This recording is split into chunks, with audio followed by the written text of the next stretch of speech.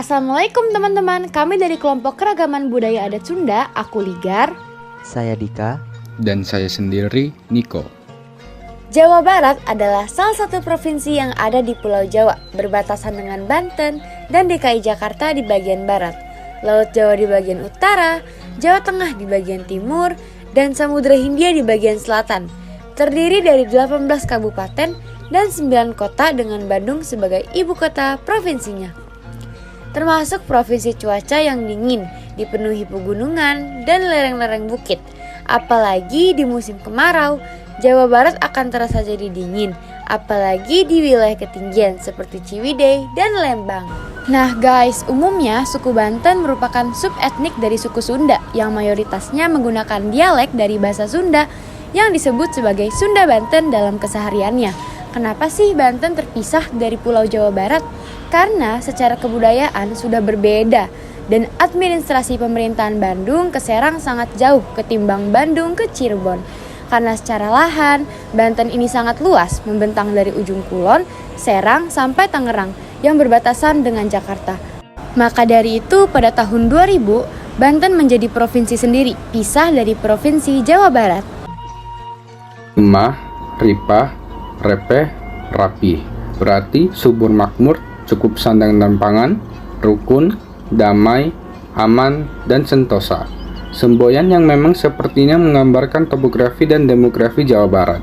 Karakteristik demografinya sendiri kontras dengan dua identitas yang berada di wilayah urban, sebagian wilayah Jabodetabek dan Bandung Raya, serta yang berada di wilayah rural, masyarakat tradisional di wilayah pedesaannya.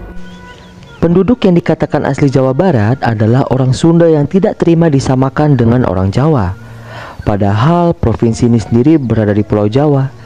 Logikanya sih ya orang Jawa kan. Secara fisik pun orang Sunda dan Jawa sulit dibedakan. Tapi tetap saja orang Sunda menolak disamakan dengan orang Jawa. Sebagian besar penghuni Pulau Jawa memang etnis Jawa, tetapi tidak dengan Jawa Barat karena dihuni oleh etnis Sunda.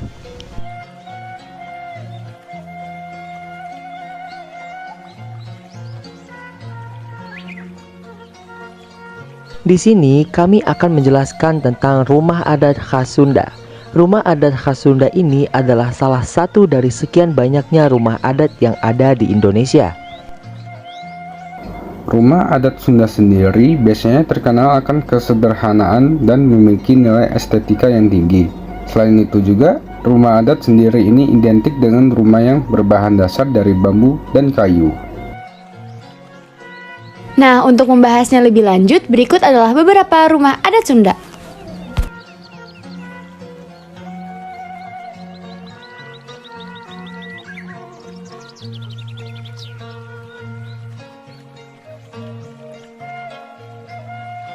Yang pertama yaitu Parahu Kumarep. Dalam bahasa Indonesia sendiri artinya ialah perahu yang terbalik. Maksudnya adalah sebuah rumah adat Sunda yang dimana atapnya menyerupai sebuah perahu terbalik. Selain itu juga, atapnya dalam bahasa Sunda disebut juga dengan sehena.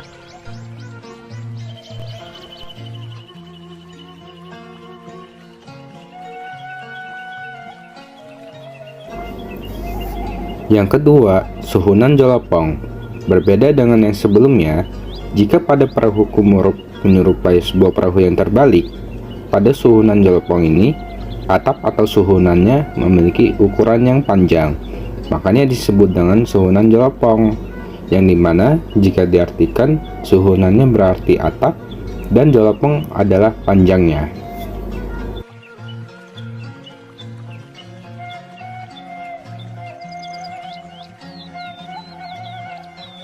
Nah, yang ketiga ada Capit Gunting, sebuah rumah yang dibangun dengan atap pada bagian depan dan belakangnya di bagian atas itu diberikan kayu atau bambu yang lebih, sehingga akan menyilang dan layaknya sebuah gunting.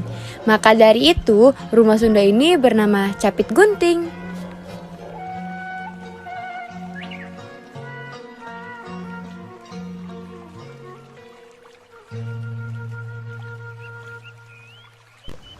Lalu selanjutnya yang keempat yaitu Badak Huai. Jika diartikan dengan arti sebenarnya, Badak Huai artinya badak yang sedang menguap Namun, dalam arti rumah ini memiliki arti sebuah rumah yang dibangun seperti saung.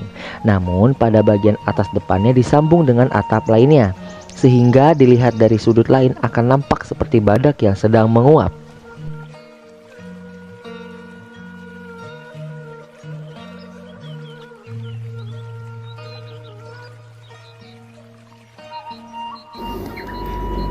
Yang kelima yaitu tagok anjing. Sama seperti halnya badak huai, pada rumah jenis ini yang membedakannya hanya pada bagian depan yang diberikan sambungan, sehingga terlihat seperti sedikit turun. Nah, jika dilihat, maka akan seperti anjing yang sedang jongkok.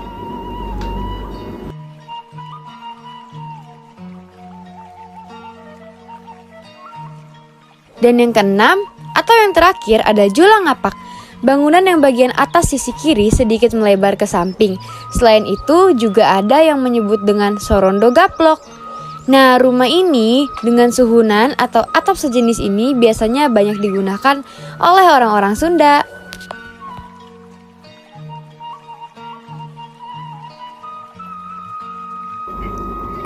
Nah, teman-teman, itulah beberapa rumah-rumah adat Sunda.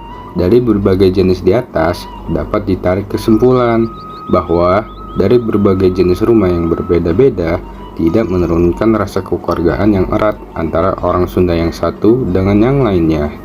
Dan selain itu, tidak membeda-bedakan kasta atau tingkatan, karena ada sebuah filosofi bahwa rumah adat Sunda erat kaitannya dengan paguyuban atau persatuan kekeluargaan antara orang Sunda. Nah teman-teman, tadi di awal video sudah dijelaskan kalau orang Jawa dan orang Sunda itu beda loh. Yuk kita simak bareng-bareng perbedaan antara orang Sunda dan orang Jawa.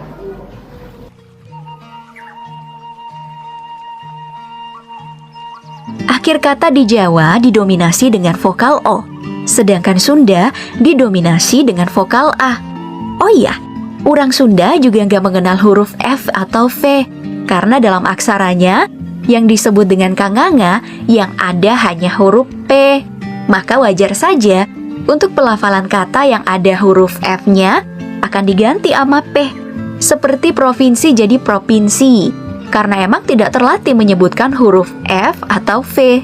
Belum lagi logat khas Sunda yang alus pisan, meski juga punya aksen dan kosakata yang digunakan di tongkrongan yang cenderung dianggap kasar, tapi tetap aja alus banget dengerinnya.